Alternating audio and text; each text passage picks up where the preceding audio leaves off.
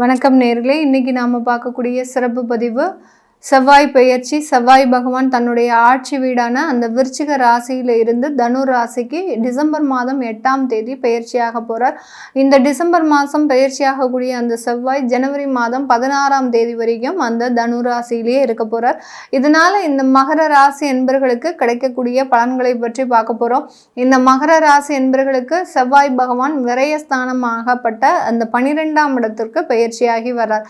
இந்த மகர ராசி என்பர்களுக்கு முதல்ல அந்த செவ்வாய் யாரு அப்படின்னு பார்க்கும்போது உங்களுடைய சுகஸ்தானாதிபதியும் லாபஸ்தானாதிபதியும் ஆகப்பட்ட அந்த செவ்வாய் 12ஆம் இடமான அந்த விரயஸ்தானத்திற்கு பயிற்சியாகி வர்றாரு. இந்த மகர ராசி என்பர்கள் பொதுவாகவே பார்த்தீங்கன்னா என்னுடைய நிறைய பதிவுல சொல்லியிருப்பேன், நிறைய ஒரு உழைக்கக்கூடிய ஒரு திறமை உடையவர்கள், அந்த உழைப்பை மட்டுமே தெய்வமாக கருதுபவர்கள் இந்த மகர ராசி என்பர்கள்.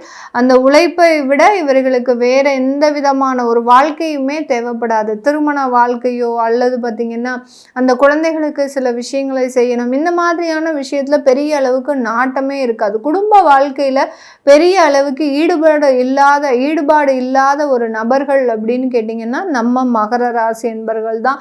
இவர்களினுடைய மூச்சும் காற்றும் பார்த்தீங்கன்னா தொழில் வேலை இது மட்டுமே இருக்குமே ஒழிய வேற எந்த விதமான ஒரு பொறுப்புகளுக்குமே ஆளாக மாட்டாங்க. இந்த மகர ராசி என்பர்கள் இருக்கக்கூடிய இடத்துல பார்த்தீங்கன்னா குடும்ப பாரத்தை அந்த மகர ராசி என்பர்களை தவிர அவர்கள் வீட்டில் இருக்கக்கூடிய நபர்கள் தான் சுமப்பாங்க. ஆனால் இவர்களினுடைய வேலை ஒன்லி வருமானத்தை கொடுக்கறது மட்டுமே தான். வீட்டோடைய பொறுப்பெல்லாம் இவர்கள் நிர்வகிக்கவே மாட்டார்கள். நீங்கள் என்னதான் தலைகீழ நின்னாலும் இந்த வீட்டில் என்ன நடக்குது, என்ன விஷயங்கள் இருக்குது அப்படின்னு உங்களுக்கு ஏதாவது தெரியுமா அப்படின்னு கேட்கறதுக்கு அவர்கள்கிட்ட பதிலே இருக்காது. அந்த அளவுக்கு அந்த வீட்டில் என்ன விஷயம் நடந்தாலும் அதை கண்டுக்கவே மாட்டாங்க. இவர்களினுடைய முழு கவனமும் அவர்களினுடைய வேலை மற்றும் தொழில், இது 2 இடத்துல தான் இருக்குமே ஒழிய வேற எந்த இடத்துலையுமே இருக்காது. அதே இது அந்த வேலையிலேயோ அந்த தொழிலுக்கோ மிகப்பெரிய ஒரு ஆபத்துகள் வந்துருச்சு, ஏதோ ஒரு பிரச்சனைகள் வந்துருச்சு அப்படின்னா இரவு பகலாக தூங்காமல் அதை சரி பண்ணுவதற்குண்டான எல்லா முயற்சிகளையும் எடுக்கக்கூடியவர்கள் நம்ம மகர ராசி என்பர்கள். இந்த மகர ராசி என்பர்களுக்கு சுகஸ்தானாதிபதி 12ஆம் இடம். ஏற்கனவே இவர்கள் அப்படிதான் இருப்பாங்க. இவர்களினுடைய உடல் நலன்ல எந்த விதமான அக்கறையுமே கிடையாது. இவர்களுக்கு தன்னுடைய உடல் எப்படி இருந்தாலும் பரவாயில்ல, நம்ம நல்லா உழைக்கணும் அப்படின்ற ஒரு முடிவு மட்டும்தான் இருக்கும். ஆனால் இந்த காலகட்டம் இவர்களுக்கு இந்த செவ்வாய் பெயர்ச்சி ஒரு ஆள் மனதில் ஒரு சின்ன ஒரு மாற்றத்தை ஏற்படுத்தக்கூடிய ஒரு நேரம். அதாவது சுவர் இருந்தால் தானே சித்திரம், அதனால் உடல் இருந்தால் தான் நீங்கள் உழைக்கவே முடியும். அது அளவுக்கு அந்த உடலை எந்த அளவுக்கு கேர் பண்ணுறீங்களோ அந்த அளவுக்கு அந்த உழைப்புன்றதை நீங்கள் முழுமையாக சக்ஸஸ் ஆகக்கூடிய ஒரு நேரம் தான் இருக்கும். அதனால சுகஸ்தானம் 12ஆம் இடத்திற்கு போனதுனால அந்த உடல் சம்பந்தப்பட்ட சில பிரச்சனைகளை அனுபவிக்கக்கூடிய ஒரு நேரம். அதனால உங்களுடைய ஆள் மனதில் என்ன தோன்றும், நம்மளுடைய உடலை நம்ம கவனிச்சுக்கணும், நம்மளுடைய சுகத்தை நம்ம பார்த்துக்கணும், நம்மளுடைய உடம்புல நம்ம ரொம்ப கேர் எடுத்துக்கணும் அப்படின்ற மாதிரியான சில விஷயங்கள் உங்களுக்கு தோன்றுவதற்குண்டான ஒரு நேரமாக தான் இந்த மகர ராசி என்பவர்களுக்கு இருக்க போது. வெளிநாடு சம்பந்தப்பட்ட வாய்ப்புகள் உங்களை தேடி வரும். ரொம்ப பெரிய அளவுக்கு டிராவல் அப்படின்றதெல்லாம் அதிகப்படியாக இருக்கும். அதுலேயும் பிஸ்னஸ் சம்பந்தப்பட்ட டிராவல் அப்படின்றது இந்த மகர ராசி என்பர்களுக்கு அதிகரிக்கக்கூடிய ஒரு நேரமாக இருக்கும். தொழில் சார்ந்த ஒரு பிரயாணங்கள், அடுத்து உங்களுடைய தொழில் சார்ந்த ஒரு வளர்ச்சிகள் அப்படின்றது இந்த காலகட்டம் மிகவும் அதிகப்படியாக இருக்கக்கூடிய ஒரு நேரம். உங்களுடைய ப்ராடக்ட்ஸை பார்த்தீங்கன்னா உற்பத்தி சார்ந்த தொழிலில் இந்த மகர ராசி என்பர்கள் இருக்கிறாங்க அப்படின்னா அந்த ப்ராடக்ட்ஸ் பார்த்தீங்கன்னா உங்களுக்கு எக்ஸ்போர்ட் சம்பந்தப்பட்ட ஒரு அங்கீகாரத்தை பெறுவதற்குண்டான ஒரு நேரம். அதனால நீங்க ரொம்ப கடுமையாக உழைக்கக்கூடிய ஒரு நேரமாக தான் இந்த மகர ராசி என்பர்களுக்கு இருக்க போது. இந்த காலகட்டம் இந்த ராசி என்பர்கள் தன்னுடைய வேலை சம்பந்தப்பட்ட சில வளர்ச்சிகளையும் அடைய போறாங்க. அதுல எந்த விதமான ஒரு குறையுமே கிடையாது. ஏன்னா இந்த மகர ராசி என்பர்கள் இப்போ வேலையை விடக்கூடிய ஒரு தருணமும் கிடையாது.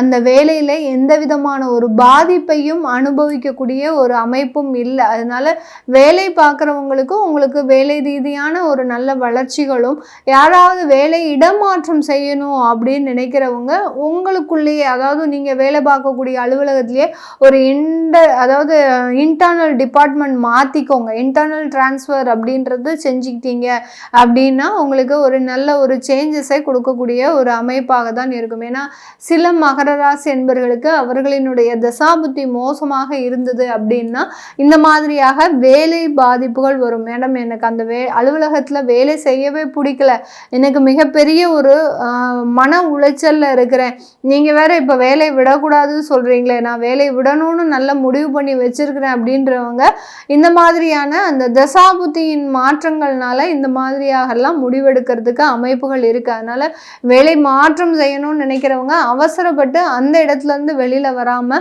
ஒரு இன்டர்னல் டிபார்ட்மெண்ட் மாற்றம் செஞ்சுக்கிட்டீங்க அப்படின்னா ஒரு நல்ல ஒரு சேஞ்சஸ் கிடைக்கிறதுக்கு உண்டான ஒரு அமைப்பாக தான் இருக்கும். இந்த இடத்துல இந்த மகர ராசி என்பவர்களுக்கு உங்களுடைய 6ஆம் இடத்துல இருக்கக்கூடிய அந்த குரு பகவானின் பார்வை 12ஆம் இடத்துல விழறதுனால வெளிநாட்டு வாய்ப்புகளை அதிகப்படியாக தேடுங்க. அப்படி வேலை மாற்றம் செய்யணும்னு நினைக்கிறவங்க வெளிநாட்டு ஜாபை நீங்கள் இன்டர்வியூ அட்டன் பண்ணுங்கள், அது உங்களுக்கு நல்ல ஒரு சேஞ்சஸை கிடைக்கும். ஏன்னா இந்த மகர ராசி என்பவர்கள் வெளிநாடு சம்மந்தப்பட்ட திங்கிங்கே நிறைய பேருக்கு இருக்காது. நம்மளுடைய சொந்த ஊரில் சொந்த இடத்துல நல்லா வாழ்ந்து காட்டணும், நம்மளை யாரெல்லாம் ரொம்ப இலக்காரமாக பேசினாங்களோ அவங்க முன்னாடி நான் வாழ்ந்து காட்டணும் மேடம், நான் எதுக்கு வெளிநாட்டுக்கு போகணும், எனக்கு அதுக்கு உண்டான ஒரு அமைப்பே வேண்டாம் அப்படின்னு விருப்பப்படுவாங்க. ஆனால் இந்த காலகட்டம் உங்களுக்கு அந்த மாதிரியான ஒரு யோகங்கள் தான் இருக்கு. வெளிநாடு செல்ல உங்களுடைய வளர்ச்சிகள் அப்படின்றது இந்த மகர ராசி என்பவர்களுக்கு அதிகரிக்கக்கூடிய ஒரு நேரமாக இருக்கும்.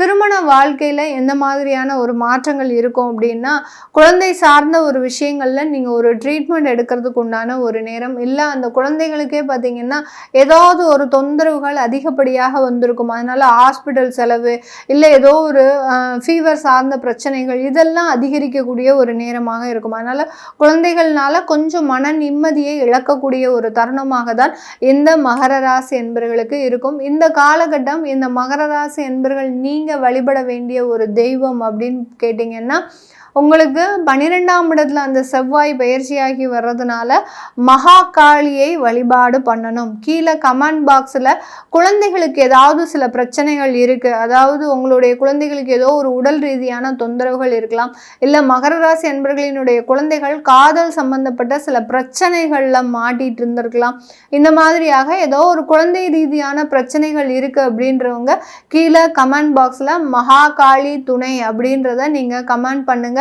கண்டிப்பா அதுல இருந்தெல்லாம் ஒரு நல்ல ஒரு மாற்றங்களை அடைவதற்குண்டான ஒரு தருணமாக தான் இந்த மகர ராசி என்பவர்களுக்கு இருக்கும். இந்த மகா காளியை நீங்க இந்த மகர ராசி என்பவர்கள் எப்போ நீங்க வழிபாடு பண்ணணும் அப்படின்னு கேட்கிறவங்க செவ்வாய்க்கிழமை இல்லை வெள்ளிக்கிழமை ராகு காலத்தில் வழிபாடு பண்ணுங்க. இந்த டயத்தில் நாங்கள் ஒர்க்கிங்கில் இருக்கிறோம், அப்போ நாங்கள் என்ன பண்ணணும் அப்படின்னு கேட்குறவங்க ஞாயிற்றுக்கிழமை ராகு காலம் 4:30 to 6 ராகு காலம் வரும், அந்த இடத்துல நீங்கள் அந்த காளியை நீங்கள் வழிபாடு பண்ணும்போது மிகப்பெரிய ஒரு வழக்குகள் இருந்து நீங்கள் வெளிவருவதற்குண்டான ஒரு தருணம்.